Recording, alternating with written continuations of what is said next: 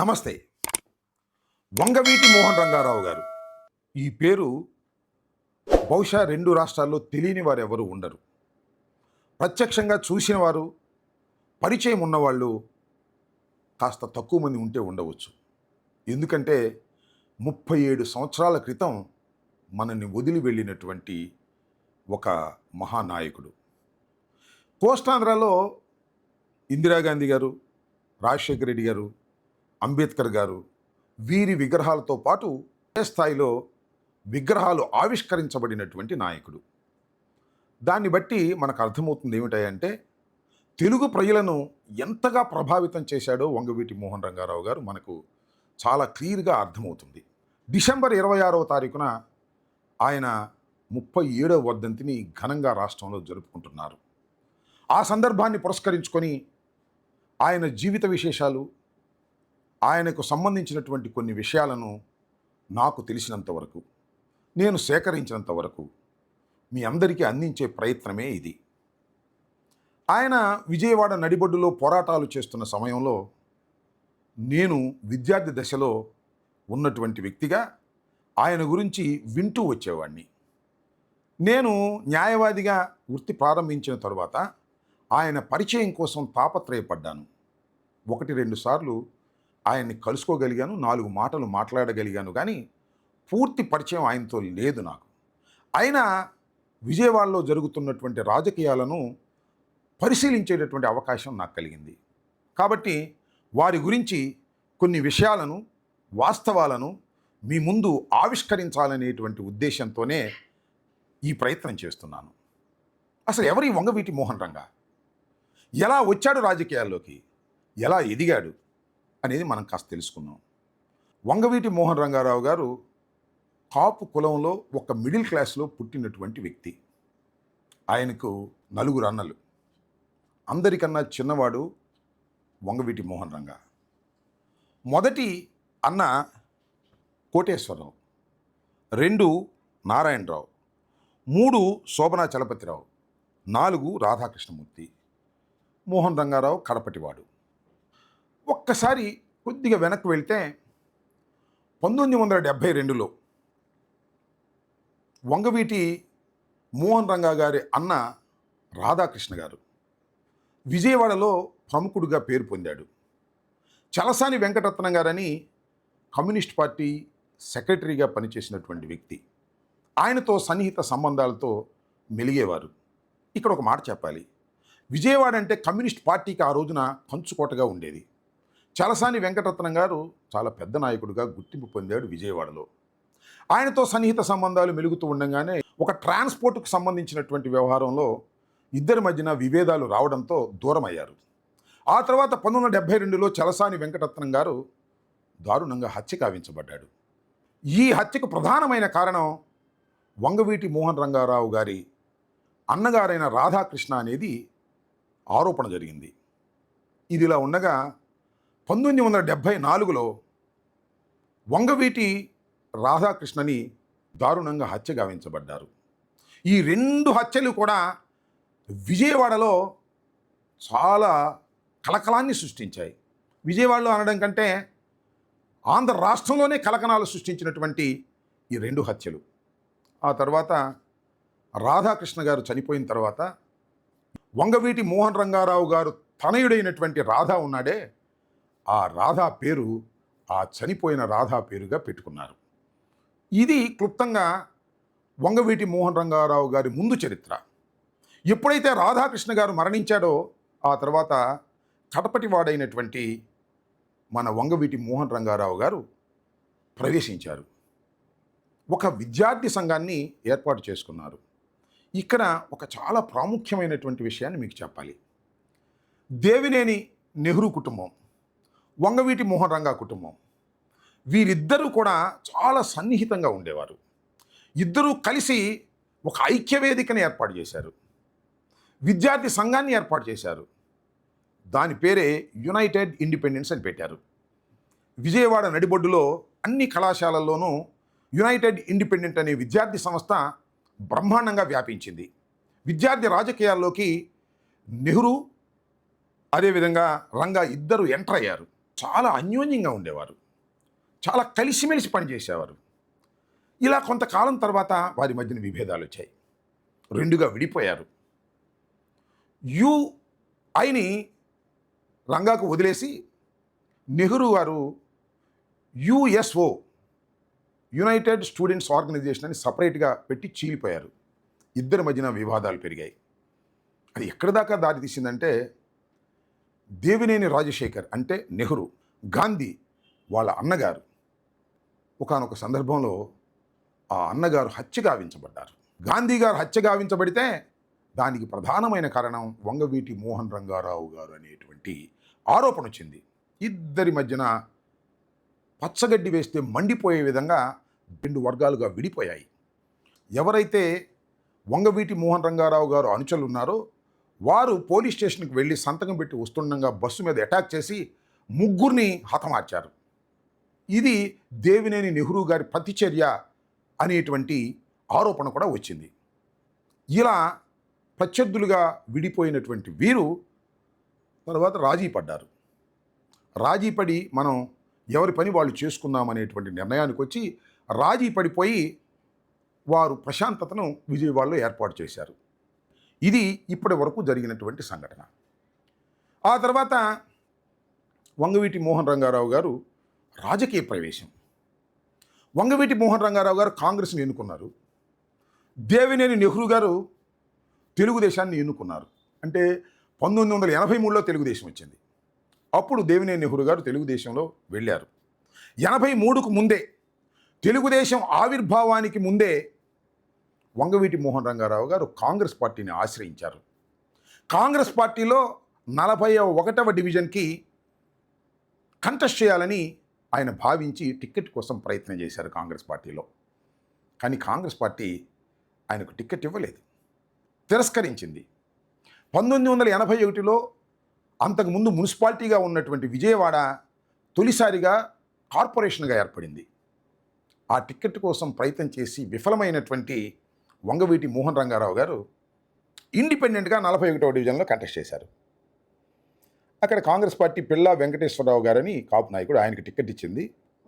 రంగా గారు ఉన్నటువంటి పరిస్థితికి పిల్లా వెంకటేశ్వరరావు గారు పోటీ చేయటం విరమించుకొని వెళ్ళిపోయారు. అప్పుడు ఒక ఇండిపెండెంట్గా విజయం సాధించి విజయవాడలో రాజకీయ పునాది వేసుకున్నటువంటి వ్యక్తి వంగవీటి మోహన్ రంగారావు గారు. ఆ తర్వాత కాంగ్రెస్ పార్టీలో చేరిన తర్వాత, కాంగ్రెస్ పార్టీలో మీ అందరికీ తెలుసు కదా, కాంగ్రెస్ పార్టీ అనేది ముఠాలుగా ఉన్నటువంటి పార్టీ. వంగవీటి మోహన్ రంగారావు గారిని పెద్దగా లైక్ చేయకోకుండా ఒక వర్గం తయారైంది. పిసిసి ప్రెసిడెంట్గా ఉన్నటువంటి వెంగళరావు గారు ఉన్నారు. ఆ తర్వాత 1983లో తెలుగుదేశం పార్టీ పెట్టిన తర్వాత ఆయన ఎమ్మెల్యే టికెట్ అడిగారు. కానీ ఎమ్మెల్యే టికెట్ ఇవ్వడానికి కూడా కాంగ్రెస్ పార్టీ తిరస్కరించింది. కాముగా ఉన్నారు. అప్పుడు ఎమ్మెల్యేగా కంటెస్ట్ చేయలేదు. అయితే ఇక్కడ గమనించవలసిన విషయం ఏంటంటే, కాంగ్రెస్ పార్టీలో ఆయన డివిజన్ కార్పొరేటర్గా టికెట్ అడిగినా తిరస్కరించింది. 83లో తెలుగుదేశం ఆవిర్భవించిన తర్వాత కాంగ్రెస్ పార్టీ టికెట్ అడిగినా తిరస్కరించింది. ఆయన అలాగే ఓర్పుగా ఉండి కాంగ్రెస్ పార్టీలోనే పనిచేస్తూ వచ్చాడు. కానీ 1985లో పిసిసి అధ్యక్షుడిగా డాక్టర్ వైఎస్ రాజశేఖర రెడ్డి గారు ఉన్నారు. మీ అందరికీ గుర్తుండే ఉంటుంది. నాదెండ్ల భాస్కర్రావు గారి ఎపిసోడ్ తర్వాత మళ్ళా రాష్ట్రంలో ఎన్నికలు వచ్చాయి 85లో.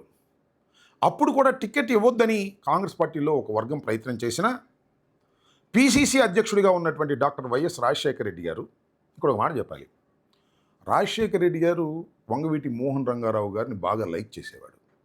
ఒక విధంగా చెప్పాలంటే చాలా సందర్భాల్లో వంగవీటి మోహన్ రంగారావు గారికి సపోర్ట్ చేస్తూ కాంగ్రెస్ పార్టీలో ఉన్నారు.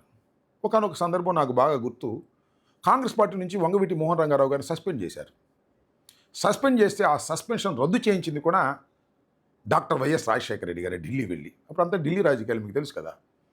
1985లో ఆయనకి టిక్కెట్టు ఇవ్వకూడదు అని ఎంతమంది ప్రయత్నం చేసినా డాక్టర్ వైఎస్ రాజశేఖర రెడ్డి గారు పిసిసి అధ్యక్షుడిగా ఉండి, రంగా నువ్వు ఢిల్లీ కూడా రావాల్సిన అవసరం లేదు, నేను చూసుకుంటానని చెప్పి 1985లో కాంగ్రెస్ పార్టీ టికెట్టు తూర్పు నియోజకవర్గానికి ఇచ్చి ప్రోత్సహించినటువంటి వ్యక్తి డాక్టర్ వైఎస్ రాజశేఖర రెడ్డి గారు. అప్పుడు మీకు తెలుసు, తెలుగుదేశం పార్టీ ఘన విజయం సాధించింది. చాలా దమ్మున్న వాళ్ళు మాత్రమే గెలిచారు కాంగ్రెస్ పార్టీలో.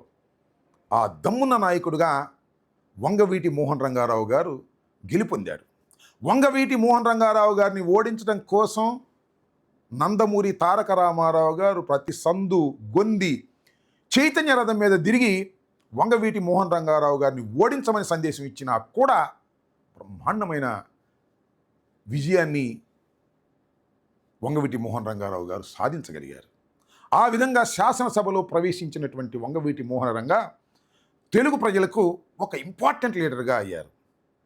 అప్పుడు రాజశేఖర రెడ్డి గారు అపోజిషన్లో ఉన్నారు. రాజశేఖర రెడ్డి గారు, మైసార్ రెడ్డి గారు, వంగవీటి మోహన్ రంగారావు గారు, దివాకర్ రెడ్డి గారు, వీళ్ళందరూ కూడా శాసనసభలో బ్రహ్మాండమైనటువంటి ఫైట్ ఇచ్చినటువంటి సందర్భాన్ని ఇప్పుడు నేను గుర్తు చేస్తున్నాను. ఇలా రాజకీయాలు జరుగుతూ ఉన్నాయి. కాంగ్రెస్ పార్టీలో ఒక వర్గంగా వంగవీటి మోహన్ రంగారావు గారు ఉండేవాడు, రాజశేఖర రెడ్డి గారికి సన్నిహితంగా ఉండేవాడు. అందువల్ల రాజశేఖర రెడ్డి గారికి, వంగవీటి మోహన్ రంగారావు గారికి చాలా సన్నిహితం ఉండటంతో ఈ ప్రాంతంలో కూడా రాజశేఖర రెడ్డి గారంటే కాపుల్లో మంచి అభిమానం పెరిగింది. మా వంగవీటి మోహన్ రంగారావు గారిని సపోర్ట్ చేస్తున్నాడు అనేటువంటి భావన. ఇలా జరుగుతూ ఉన్న సమయంలో కొన్ని విషయాలు ఇక్కడ చెప్పాలి. విజయవాడ నడిబొడ్డులో వంగవీటి మోహన్ రంగారావు గారు చేసిన పోరాటాలు చిన్నవి కావు. ఇప్పుడు తెలుగుదేశం అధికారంలో ఉంది, ఎన్టీ రామారావు అధికారంలో ఉన్నాడు. హాకర్స్ కోసం పోరాడాడు. పోలీస్ బిల్లు తీసుకొస్తే ఆ బిల్లుకు వ్యతిరేకంగా రాష్ట్ర వ్యాపితంగా తిరిగి ఆ బిల్లును వ్యతిరేకిస్తూ ప్రజలను చైతన్యవంతం చేయడం కోసం పోరాడినటువంటి వ్యక్తి. ఒక విధంగా చెప్పాలంటే తెలుగుదేశం పార్టీ అధికారంలో ఉన్న విజయవాడలో మాత్రం వంగవీటి మోహన్ రంగారావు గారి మాటే సాగేది. ఎంతమంది పేద ప్రజానీకాన్ని ఆదుకున్నాడో నేను ప్రత్యేకంగా చెప్పవలసిన అవసరం లేదు. కొన్ని సందర్భాల్లో వీధి పోరాటాలకు కూడా తెలుగుదేశం పార్టీ మీద చేసినటువంటి ధైర్యశాలిగా వంగవీటి మోహన రంగారావు గారు ప్రజల గుండెల్లో స్థానాన్ని ఏర్పరచుకున్నారు. అన్ని ప్రాంతాలకి వంగవీటి మోహన్ రంగారావు గారిని పిలిచి సమావేశాలు, బహిరంగ సభలు పెట్టి కాంగ్రెస్ పార్టీని ముందుకు తీసుకువెళ్ళాలి, తెలుగుదేశాన్ని దెబ్బతీయాలనేటువంటి ప్రయత్నం జెన్యూన్గా జరిగినటువంటి సందర్భంలో కోస్టల్ ఆంధ్రాలో న్యూక్లియస్గా వంగవీటి మోహన్ రంగారావు గారు ఉన్నారని చెప్పడానికి గర్విస్తున్నాను కూడా ఈ సందర్భంగా మనవి చేస్తున్నాను. ఇలా పోరాటాలు చేస్తూ దినదిన ప్రవర్ధమానంగా విజయవాడలో పెరగటమే కాదు, రాష్ట్ర స్థాయిలో కూడా ముఖ్య నాయకుడిగా ఎదుగుతున్నటువంటి సందర్భం. ఇలా ఉండగా మళ్ళా తిరిగి దేవినేని నెహ్రూ, వంగవీటి మోహన్ రంగారావు గారి కుటుంబాల మధ్యన వైషమ్యాలు మొదలయ్యాయి. అక్కడక్కడ గొడవలు జరుగుతూ వచ్చాయి. విజయవాడలో రంగా గారి ఫాలోయర్స్ని కూడా కొంతమందిని హతమార్చారు. దాంతో విజయవాడ మళ్ళా హీట్ ఎక్కింది. రాజకీయాల నుంచి హత్యలు జరిగేటటువంటి పరిస్థితికి వచ్చింది. దాడులు, ప్రతిదాడులు కూడా జరుగుతూ ఉన్నాయి. ఇలాంటి సందర్భంలో దేవినేని మురళి, దేవినేని నెహ్రూ యొక్క సోదరుడు, ఇతని చిలకలూరుపేట దగ్గర మెడ్రాస్ నుంచి వస్తున్నప్పుడు హత్య గావించబడ్డాడు. ఇది వంగవీటి మోహన్ రంగారావు గారు పని అని ఆరోపణ జరిగింది. వంగవీటి మోహన్ రంగారావు గారి మీద దానిలో కేసు కూడా పెట్టారు. దాంతోపాటు వంగవీటి మోహన్ రంగారావు గారి సోదరుడైనటువంటి చలపతిరావు గారిని కూడా దానిలో కేసులు పెట్టారు. ఈ విధంగా మళ్ళా హత్యలు ప్రారంభమయ్యాయి. విజయవాడలో టెన్షన్స్ ప్రారంభమయ్యాయి. చాలా గందరగోళమైన పరిస్థితులు ఏర్పడ్డాయి. అందరూ వంగవీటి మోహన్ రంగారావు గారిని త్వరలో హతమారుస్తారు, తెలుగుదేశం అధికారంలో ఉంది అనేటువంటి భావన సర్వత్రా ఏర్పడింది. వంగవీటి మోహన్ రంగారావు గారు జాగ్రత్తగా ఉండవలసిన పరిస్థితి ఏర్పడింది. దానితో వంగవీటి మోహన్ రంగారావు గారు ఒక ప్రత్యేకమైనటువంటి సైన్యాన్ని ఏర్పాటు చేసుకోవాల్సి వచ్చింది. ఎందుకంటే పోలీసుల రక్షణ కల్పించలేనటువంటి పరిస్థితి. పోలీసుల మీద కూడా ఉద్యమాలు చేసినటువంటి వ్యక్తి వంగవీటి మోహన్ రంగారావు గారు. ఒక ప్రత్యేకంగా ఆయనకి కొంతమంది వ్యక్తులు పెట్టుకొని ఆత్మరక్షణ కోసం తిరుగుతున్నటువంటి సందర్భం. ఈ సందర్భాన్ని మనం ఒక్కసారి విశ్లేషిస్తే కాంగ్రెస్ పార్టీ అనుకున్న స్థాయిలో వంగవీటి మోహన్ రంగారావు గారికి అండగా నిలబడటంలో విఫలమైంది. కేవలం రాజశేఖర రెడ్డి గారు మాత్రమే ఆయనకు అండగా ఉంటున్నాడు, కానీ కాంగ్రెస్ పార్టీ మాత్రం ఈయన ఒక ముఠాగా చూసేటటువంటి ప్రయత్నం చేయటం వల్ల కొద్దిగా కాంగ్రెస్ పార్టీలో ఇబ్బందులు వచ్చాయి. తెలుగుదేశం మాత్రం ఏకమై దేవినేని నెహ్రూకి సపోర్ట్ చేస్తూ వచ్చింది. ప్రభుత్వం వారిది ఉంది, పోలీస్ యంత్రాంగం వారిది ఉంది. వంగవీటి మోహన్ రంగారావు గారిని హతమార్చేటటువంటి ప్రమాదం ఉన్నది అని భావించినప్పుడు ఆల్టర్నేటివ్గా కాపునాడు పుట్టుకొచ్చింది. నాకు బాగా గుర్తు, పేర్ని కృష్ణమూర్తి గారు, ఈలి సత్యనారాయణ గారు, ఆకుల శివయ్య నాయుడు గారు, తోట పార్వతీశం గారు, జక్కా పాపారావు గారు, జిఎస్ రావు గారు, మిరియాల వెంకట్రావు గారు, ఇలా చాలామంది పేర్లు నేను మర్చిపోయాను కాలానుగుణంగా. వీళ్ళందరూ కాంగ్రెస్ పార్టీ అనుకున్న స్థాయిలో వంగవీటి మోహన్ రంగారావు గారికి మద్దతు ఇవ్వడం లేదు కాబట్టి కాపులమందరం కూడా కలిసి వంగవీటి మోహన్ రంగారావు గారిని రక్షించుకుందాం అనేటువంటి ఒక అభిప్రాయానికి వచ్చారు. విజయవాడలో సమావేశాల మీద పెట్టుకుని ఒక నిర్ణయానికి వచ్చారు.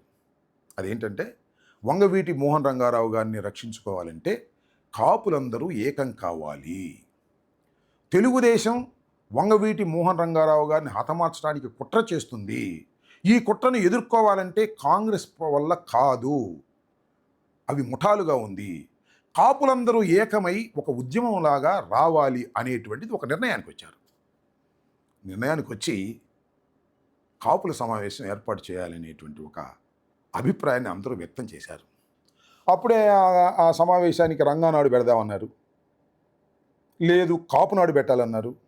ఈ కాపునాడు అనేది ఎందుకు నామకరణం చేశారంటే, ఎన్టీ రామారావు గారు తెలుగుదేశం పుట్టిన తర్వాత మహానాడులు నిర్వహిస్తూ వచ్చాడు, చాలా ఘనంగా నిర్వహిస్తూ వచ్చాడు. దీనికన్నా ముందే విజయవాడలో మహానాడు నిర్వహించారు. తెలుగుదేశానికి వ్యతిరేకంగా కాపులందరం కూడా మనం కూడా ఒక సమావేశాన్ని పెట్టాలి, ఆ సమావేశం కూడా ఎక్కడ మహానాడు పెట్టారో అక్కడే పెట్టాలి, నెంబర్ 1. నెంబర్ 2, మహానాడుకు పోటీగా కాపునాడు అని పెట్టాలని నిర్ధారణకు వచ్చి కాపునాడు అని నామకరణం చేసి ఎక్కడ మహానాడు జరిగిందో అక్కడే పెట్టి మహానాడు కన్నా పెద్ద సమావేశం జరిగిందని చెప్పి వంగవీటి మోహన్ రంగారావు గారి మీద చెయ్యి పడితే కాపులు సహించరు అని సందేశం ఇవ్వాలని నిర్ణయించుకున్నారు. ఆ తర్వాత గుంటూరులో మినీ కాపునాడు జరిగింది, చాలా చోట్ల మినీ కాపునాడు జరిగాయి. ఖచ్చితంగా ఆ కాపునాడు 1988 జూన్ 10వ తారీఖున పెద్ద ఎత్తున జరిగింది. రాయలసీమ నుంచి, ఉత్తరాంధ్ర నుంచి, ఆంధ్రప్రదేశ్ నుంచి, అన్ని చోట్ల నుంచి కాపులు, తెలగలు, బలిజలు, ఒంటర్లు బ్రహ్మాండంగా వచ్చారు. కనీ విని ఎరుగని రీతిలో జరిగింది. మహానాడు కన్నా డబల్ రీతిలో బ్రహ్మాండంగా జరిగింది. అది చూసినప్పుడు ఉపన్యాసకులందరూ కూడా చాలా ఉత్సాహంగా ఉపన్యాసాలు చెప్పారు. రంగాకి ఏమైనా జరిగితే మాత్రం కాపులు సహించరని వార్నింగ్స్ ఘాటుగా ఇచ్చారు.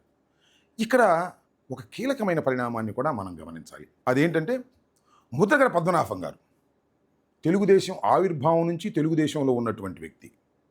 ఎమ్మెల్యేగా పనిచేశారు, మంత్రిగా పనిచేశారు. ఆయనకి తెలుగుదేశానికి విభేదాలు వచ్చాయి. ఖచ్చితంగా మహానాడు జరిగే సమయానికి ముందే మంత్రి పదవికి, తెలుగుదేశానికి అన్నిటికీ రాజీనామా చేసి బయటకు వచ్చాడు. ఆ బయటకు వచ్చినటువంటి ముద్రగడ పద్మనాభాన్ని కూడా కాపునాడుకి ఆహ్వానించారు. ఆయన వచ్చాడు, అది ఒక అట్రాక్షన్ అయింది. ఈ కాపునాడు జరుగుతున్నప్పుడు వంగవీటి మోహన్ రంగారావు గారు జైల్లో ఉన్నారు. ఇక్కడ ఒక చిన్న విషయాన్ని చెప్పాలి, చాలా గమ్మత్తైన విషయం. మురళి హత్య తర్వాత వంగవీటి మోహన్ రంగారావు గారు అండర్ గ్రౌండ్లోకి వెళ్ళారు. చాలా కాలం అక్కడ ఇక్కడ దాక్కున్నారు. పోలీసులు వెంటబడుతున్నారు. ఎలా ఆయన హాజరు కావాలి అనేది ఆలోచన చేశారు. పోలీసుల దగ్గర హాజరైతే ప్రమాదం, తెలుగుదేశం ఉంది అనే ఉద్దేశంతో కోర్టులో డైరెక్ట్గా హాజరవ్వాలి. కోర్టులో డైరెక్ట్గా హాజరవ్వాలంటే కోర్టుకు వెళ్ళేటప్పుడు పోలీసులు కాపలాగేస్తారు. ఎలా వెళ్ళాలి? ఒక విచిత్రమైన పని చేశారండి. చాలా శభాష్ అన్నారు అప్పుడు ప్రజలు. మామూలు కోట్ వేసుకుని బయలుదేరి వెళ్ళిపోయాడు ఓ స్కూటర్ మీద. కోట్ అంటే బ్లాక్ కోట్, ప్లేడర్ లాగా ఉంటుంది. మెడలో బ్యాండ్ ఉండదు కాబట్టి ఆ కోట్ ఎవరైనా వేసుకోవచ్చు. చూసే వాళ్ళకేమో ఆయన ప్లేడర్ లాగా ఉంటాడు.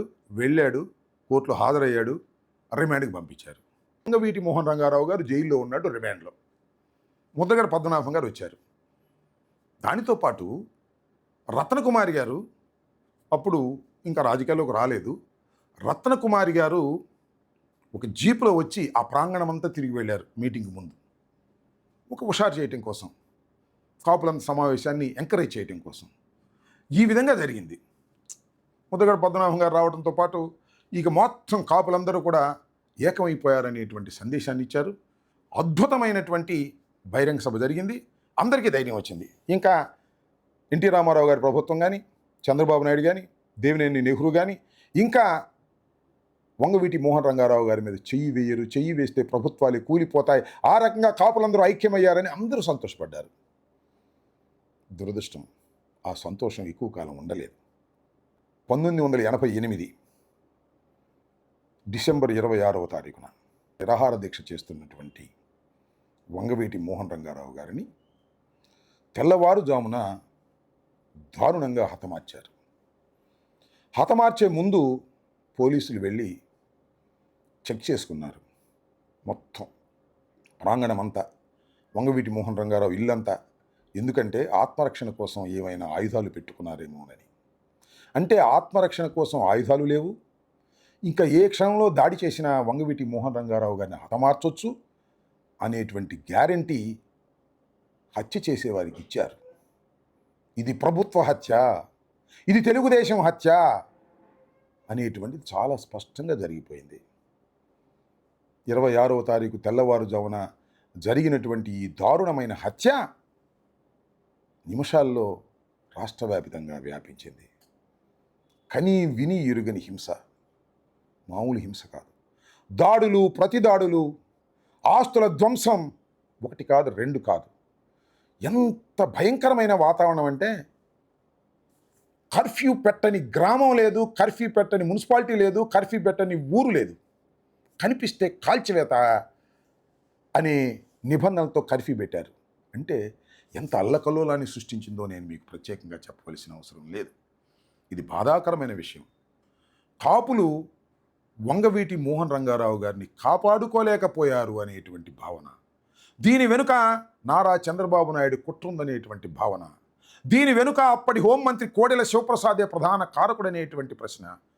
ఎందుకంటే విజయవాడ నడిబొడ్డులో ఉన్నటువంటి పోలీసుల్ని, ఎస్ఐలు, సిఐలు, డిఎస్పీ ర్యాంక్ వరకు కూడా ఎవడో కాపాడుంటానికి వీళ్ళేదని పక్కన నెట్టేశారు. ఈ హత్యకు ముందు ట్రాన్స్ఫర్ చేసేశారు. అంటే పోలీస్ అండ్ గుండాలు ఏకమై వంగవీటి మోహన్ రంగారావు గారిని హతమార్చారు. ఈ ఇన్ఫర్మేషన్ ఎవరైనా కాపోడు ఉంటే ఇస్తాడనే ఉద్దేశంతో కాపులందరినీ లూప్ లైన్కి నెట్టేశారు. వంగవీటి మోహన్ రంగారావు గారిని హతమార్చే ముందు అనేకమైన కుట్రలు, కుతంత్రాలు జరిగాయి అనేది చాలా స్పష్టమైనటువంటి అభిప్రాయానికి వచ్చారు ప్రజలు.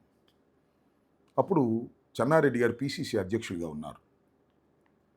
పిసిసి అధ్యక్షులుగా ఉన్న చెన్నారెడ్డి గారు వంగవీటి మోహన్ రంగారావు గారి ఖననానికి ఇక్కడికి రావడం, కృష్ణా నదీ తీరంలో ఆయన్ని ఖననం చేశారు. ఆ ఖననం చేసినప్పుడే ప్రజలకు అర్థమైపోయింది తెలుగుదేశం పార్టీని కూడా ఈసారి ఖననం చేయబోతున్నారు అనేటువంటి అభిప్రాయం. ఇంత విషాదంలో ఒక్క విషయాన్ని గుర్తు చేయాలి. అప్పటి రాష్ట్ర ముఖ్యమంత్రి నందమూరి తారక రామారావు గారు స్వయంగా విజయవాడ వచ్చారు. రంగా గారి సతీమణి అయినటువంటి రత్నకుమారి గారిని పలకరించాలనే ప్రయత్నం చేశారు. వారింటికి వెళ్ళారు పెద్ద కాన్వాయ్తో. కానీ ఆమె ఇంటి తలుపులు మాత్రం తెలుసుకోలేదు. తెలుసుకోపోవటం కాదు, అంతకుముందు తెలుసుకునే ఉన్నాయి. ఎన్టీ రామారావు గారు పలకరించడానికి వస్తున్నాడు అని తెలిసిన తరువాత రంగా అభిమానులు, రత్నకుమారి గారు వారిని మేము కలవము అని చెప్పేందుకు డోర్లు మూసేశారు. లోపలికి ఎంట్రీ ఇవ్వలేదు. చాలాసేపు అంత మహానాయకుడుగా ఉన్నటువంటి ఎన్టీ రామారావు గారు కూడా వెయిట్ చేసి చివరికి తిరిగి వెళ్ళవలసిన పరిస్థితి ఏర్పడింది. అంటే ఎన్టీ రామారావు గారి ప్రభుత్వం మీద ఎంత కోపాగ్నిని పెంచుకున్నారో దీన్ని బట్టి అర్థమవుతుంది. ఆ తరువాత జరిగిన పరిణామాలు చూసినప్పుడు నెక్స్ట్ ఎన్నికలు వచ్చాయి. 88లో వంగవీటి మోహన్ రంగారావు గారు మరణిస్తే 89లో ఎన్నికలు వచ్చాయి. ఎన్టీ రామారావు ప్రభుత్వాన్ని తుక్కుతుక్కుగా ఓడించారు. కాపు విలేజెస్లో ఒక్క ఓటు కూడా తెలుగుదేశానికి పడలేదంటే నమ్మండి. కాపులందరూ ఏకమైపోయారు. ఎన్టీ రామారావు యాంటీ ఎస్టాబ్లిష్మెంట్ ఏకమైపోయింది. టోటల్గా కాంగ్రెస్ పార్టీని అత్యద్భుతంగా అధికారంలోకి తీసుకొచ్చారు కాపులందరూ కూడా కలిసి అనేది అందరూ అర్థమైంది. అప్పుడే వారసత్వం ప్రారంభమైంది. ఎస్, వంగవీటి మోహన్ రంగారావు గారు చనిపోయారు. ఎవరు వారసులు? రత్నకుమారి గారు వచ్చారు. లేదు లేదు నేను వారసునంటూ వంగవీటి చలపతిరావు గారు వచ్చారు.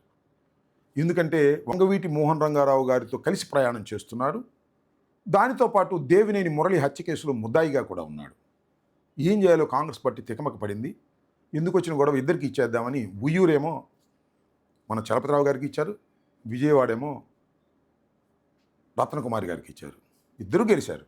అప్పుడే నేను, కన్నా లక్ష్మీనారాయణ గారు ఇద్దరం కూడా శాసనసభకు వెళ్ళగలిగాం. కాపులందరూ ఏకమై మమ్మల్ని అందరినీ గెలిపించారు. ఒక విధంగా చెప్పాలంటే ఆ రోజు కాంగ్రెస్ పార్టీ అధికారంలోకి వచ్చింది అంటే కాపులే కారణం. కాపులే ఎందుకు కారణం అంటే మా వంగవీటి మోహన్ రంగారావు గారిని చంపినటువంటి తెలుగుదేశం పార్టీని ఓడించి తీరుతామని కలిసికట్టుగా శపథం చేసి ముందుకొచ్చారనేది అందరికీ తెలిసినటువంటి సత్యం. ఆ విధంగా 1989లో జరిగిన ఎన్నికల్లో వంగవీటి రత్నకుమారి గారు, వంగవీటి చలపతిరావు గారు ఇద్దరు శాసన సభకు వెళ్ళగలిగారు. వాళ్ళిద్దరూ వారసులుగా ప్రజలు కూడా గుర్తించారు. ఇప్పటి వరకు ఇది మొదటి భాగంగా నేను భావిస్తున్నాను.